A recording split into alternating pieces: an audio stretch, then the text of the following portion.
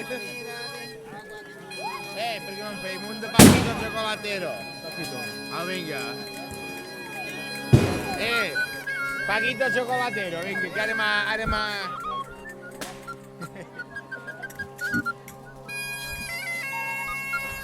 Ese sonido.